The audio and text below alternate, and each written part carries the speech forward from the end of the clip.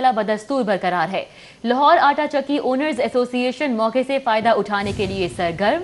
चक्की आटे की कीमत में दूसरी मर्तबा 2 रुपए का इजाफा कर दिया गया है। कीमत 80 रुपए फी किलो मुकर्रर कर दी गई। शहर में हर तरफ महंगाई का तूफान बरपा। गंदम की कीमत में इजाफे को जवाब बनाते हुए लाहौर आटा चक्की ओनर्स एसोसिएशन ने चक्की आटे की कीमत में एक मर्तबा फिर इजाफा कर दिया। चक्की आटे की कीमत में 2 रुपए फी किलो का मजीद इजाफा किया गया, जिसके बाद चक्की का आटा 80 रुपए फी किलो तक जा पहुंचा। शहरियों का कहना है कि मार्केट में आटे का 10 किलो और 20 किलो का थैला दस्तयाब नहीं, जिसके बायस वो महंगे दामों चक्की का आटा खरीदने पर मजबूर है। आटा लेने आए हैं, 80 रुपए किलो मिल रहा है, ठीक है। बाहर जाएं तो आटा वो थैले वाला मिलता नहीं है, तो इंसान करे क्या, किसको जाके कहे। अब ये पुरानी गवर्नमेंट को कहेंगे जी ये उनकी वजह से नहीं मिल रहा, कि अब नई गवर्नमेंट को कहेंगे उनकी वजह से नहीं मिल रहा। सर आटा तो कहीं भी किसी मार्केट में नहीं है, कहीं भी चले जाएं आटे का बुरान है, आटा कहीं नहीं मिल रहा। और अगर चक्की से लें तो जनाब 80 रुपए किलो आटा है, वो गरीब बंदा कहाँ से खाए और क्या करे। लाहौर आटा चक्की ओनर्स एसोसिएशन के जनरल सेक्रेटरी अब्दुल रहमान का कहना है कि गंदम इंपोर्ट करने के बावजूद गल्ला मंडियों में कीमत में कमी नहीं हुई। गल्ला मंडियों में गंदम 2500 रुपए फी मन से जायद में फरोख्त हो रही है, जिसके बायस चक्की आटे की कीमत में इजाफा किया जा रहा है। सरकारी गंदम देखें, सरकारी गंदम का रेट 1400 रुपये है और हमें प्राइवेट ओपन मार्केट में से 2500 रुपये गंदम मिल रही है। तो हम कैसे कहने, हमारे वो तो अवाम के क्या हम छीनेंगे, हमसे गवर्नमेंट ने हमारी चीज छीन ली है। आप गंदम इतनी महंगी है। लाहौर आटा चक्की ओनर्स एसोसिएशन का कहना है कि अगर गंदम की कीमत में कमी ना हुई तो आने वाले दिनों में चक्की आटे की कीमत में मजीद इजाफा कर दिया जाएगा। आटे की कीमत में मुसलसल इजाफे के बायस 2 वक्त की रोटी भी आम आदमी के लिए मुश्किल होती जा रही है। हुकूमत को चाहिए कि वो आवाम को सस्ते आटे की फराहमी यकीनी बनाए। कैमरामैन राना मशहूद के साथ हसन अली, सिटी 42।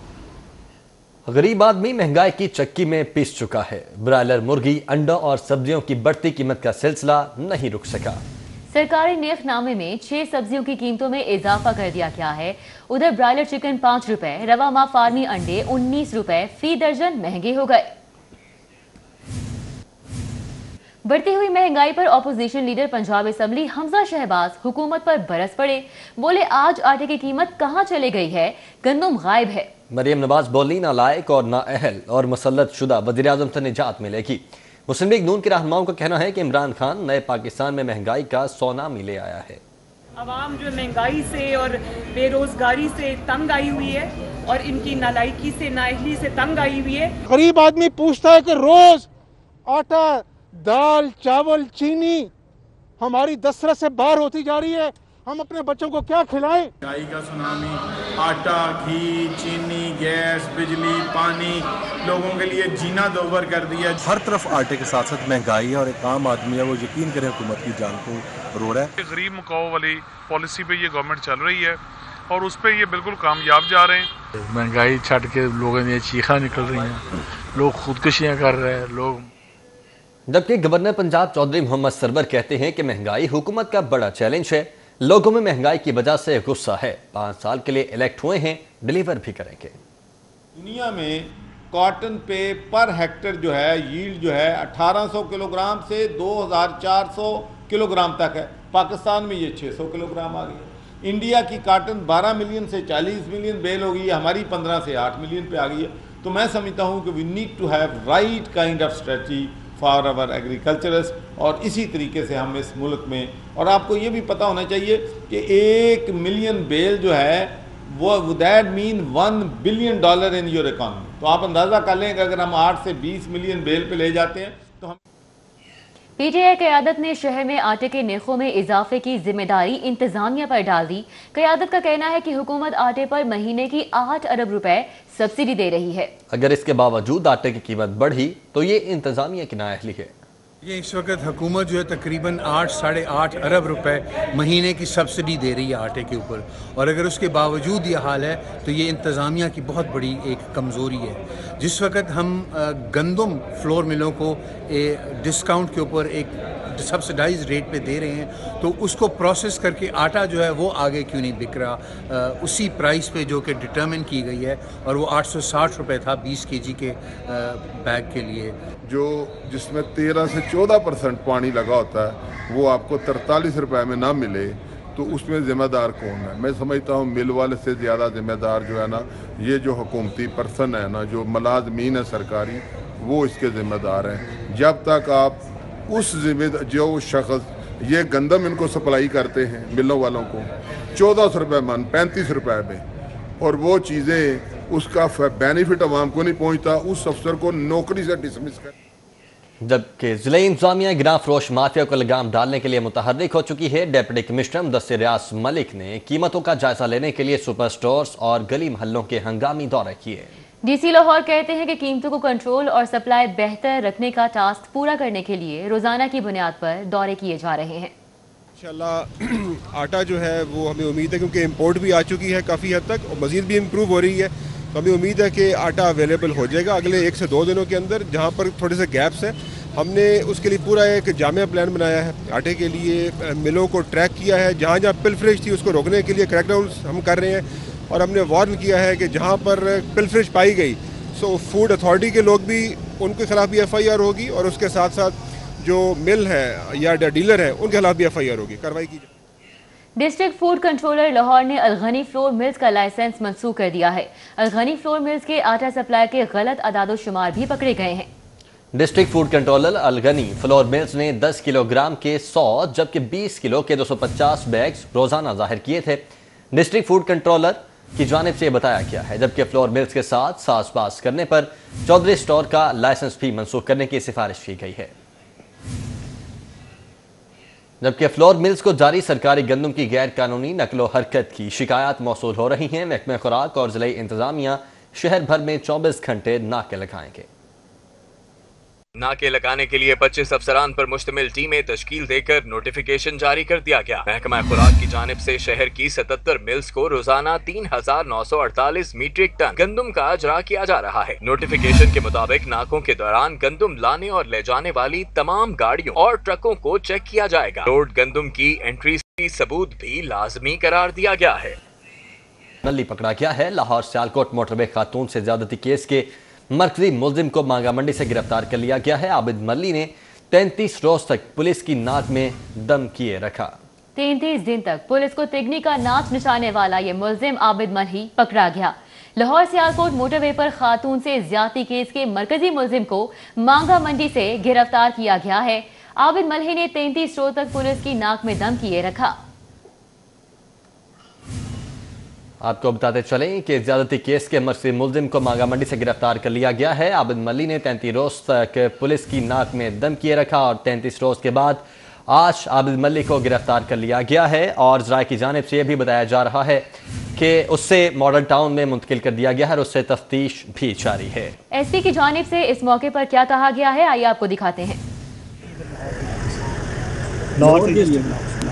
डिस्ट्रिक्ट लाहौर, लेकिन आपको भी ना, क्योंकि वो कह रहे थे कि फैसलाबाद से गिरफ्तार किया। मैं आपको मुझे डिटेल इसका नहीं बता सकता क्योंकि वो मुनासिब नहीं है। बस प्लीज़ अभी थोड़ी देर में तैयार है, वो आपको मालूम है। ठीक है, थोड़ा आप समझिएगा। यही कहा गया है कि DSP मॉडल टाउन भी इस हवाले से तफ्तीश कर रहे हैं। सानह मोटरवे का ये मरकजी मुलजिम था जो कि पुलिस को इंतहाई मतलूब था। आबिद मल्ही जिसे आज मांगा से गिरफ्तार किया गया है। आपको बताएं कि CIA की जानिब से ये इन्वेस्टिगेशन की गई और DIG इन्वेस्टिगेशन की जानिब से मुलजिम से तफ्तीश भी इस वक्त की जा रही है। इसके बाद मुलजिम को अदालत पेश किया जाएगा। रवा माह 2 क्वार्टर टैरिफ एडजस्टमेंट को बैक वक्त वसूल करने का फैसला कर लिया गया है। टैरिफ एडजस्टमेंट में ₹1.62 फी यूनिट इजाफी बिल देना होगा। विफाकी हुकूमत की क्वार्टर टैरिफ एडजस्टमेंट सारिफीन पर बिजली बंद करके रखी। सारिफीन को रवा माह के बिलों में 27 अरब इजाफी अदा करना होंगे। रवा माह 2 क्वार्टर्स टैरिफ एडजस्टमेंट को बेक वक्त वसूल करने का फैसला किया गया है। टैरिफ एडजस्टमेंट में ₹1.62 फी यूनिट इजाफी बिल देना होगा। विफाकी हुकूमत की क्वार्टर टैरिफ एडजस्टमेंट सारिफीन पर बिजली बंद कर गिरेगी, जबकि सारिफीन को रवा माह के बिलों में 27 अरब इजाफी अदा करना होंगे।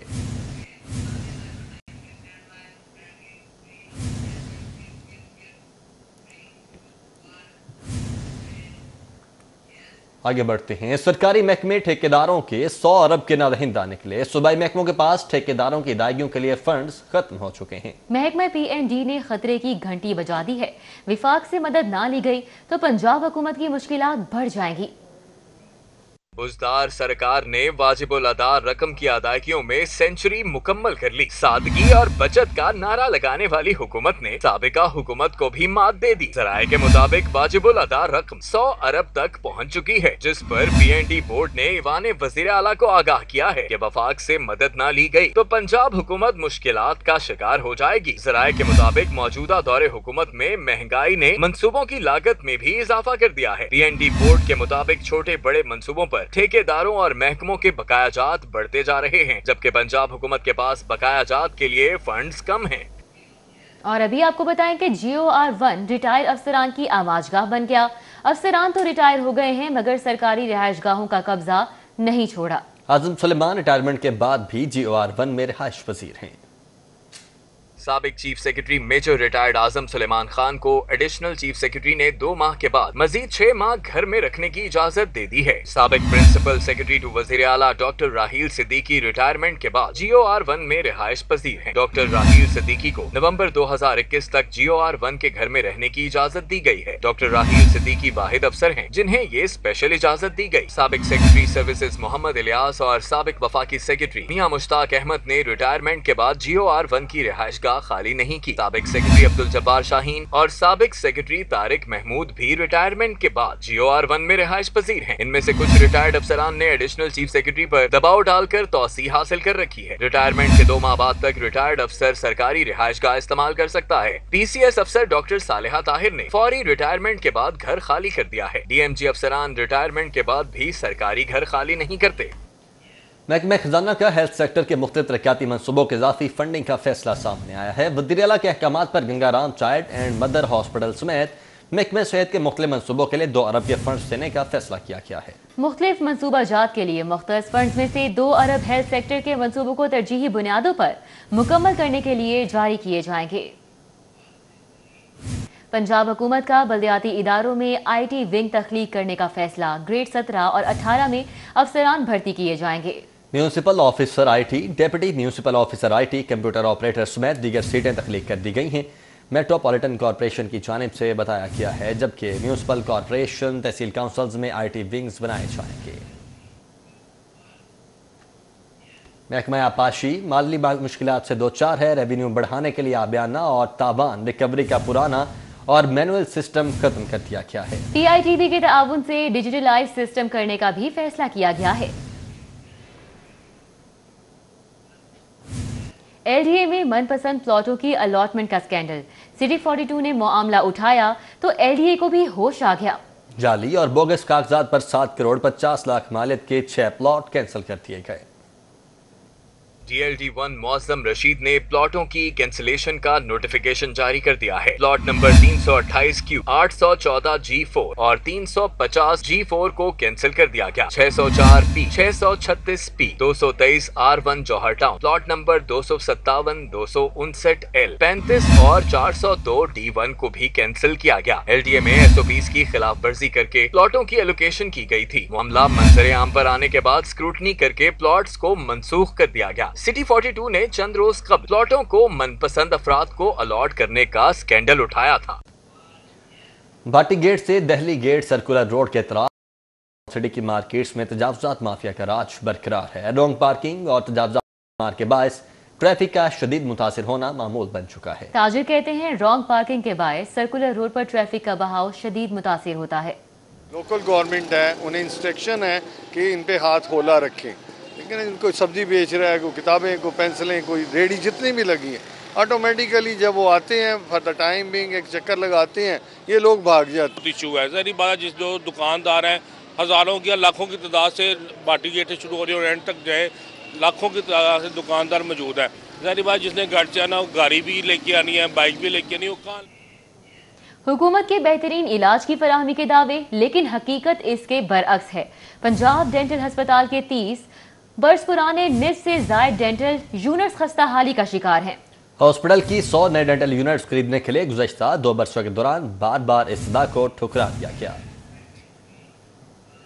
जबकि यंग डॉक्टर्स के तहफ़्फ़ुज़ात भी नज़रअंदाज कर दिए गए हैं। हुकूमत का MTI एक्ट नाफिज करने का फैसला सामने आया है। MTI एक्ट नाफिज करने के लिए समरी लॉ डिपार्टमेंट को इरसाल कर दी गई है।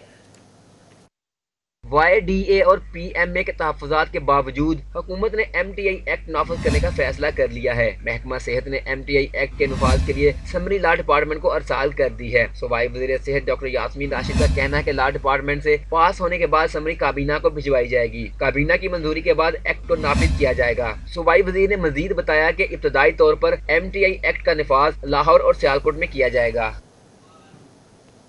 यूनिवर्सिटी ऑफ हेल्थ साइंसेज के बोर्ड ऑफ गवर्नर्स का 45वां इजलास माली साल 2020-21 का 1 अरब 43 करोड़ 67 लाख रुपए का बजट मंजूर कर लिया गया। स्टडी कैंपस के लिए 92 करोड़ 86 लाख, जबकि जिना कैंपस काला शाह काकू के लिए 50 करोड़ 80 लाख रुपए मुख्तस किए गए हैं।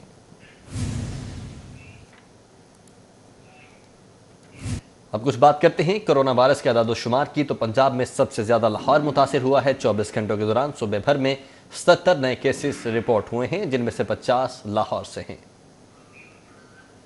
कोरोना केसेस की तादाद में इजाफा जारी है। 24 घंटों के दौरान पंजाब भर में मजीद 77 केसेस रिपोर्ट हो चुके हैं, जिनमें से 50 मरीजों का ताल्लुक लाहौर से बताया जा रहा है।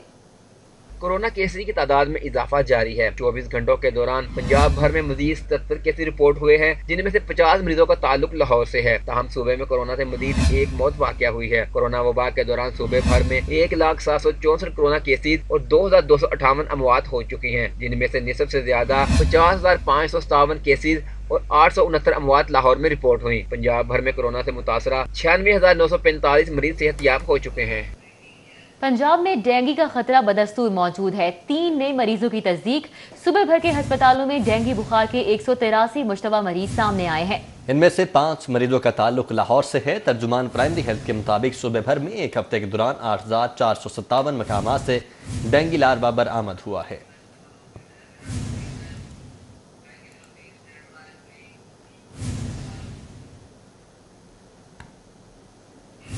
आगे बढ़ते हैं। 7 अरब 32 करोड़ रुपए की मुबैना मनी लॉन्ड्रिंग का केस शहबाज शरीफ का नैब को दिया गया। 14 रोजा जिस्मानी रिमांड मुकम्मल हो चुका है। कल एहतसाब अदालत पेश किया जाएगा। शहबाज शरीफ की एहतसाब अदालत रवानगी के हवाले से इंतजामात मुकम्मल कर लिए गए। राय के मुताबिक पुलिस हुकाम को नैब दफ्तर के बाहर सिक्योरिटी तैनाती के हवाले से आगाह कर दिया गया। नैब कवानीन के मुताबिक शहबाज शरीफ को दी जाने वाली सहूलियात बारे अदालत को आगाह किया जाएगा। शहबाज शरीफ ने गुज़श्ता पेशी पर हवालात में अदम सहूलियात की शिकायत एहतसाब अदालत को की थी, जिस पर सहूलियात का जायजा लिया गया।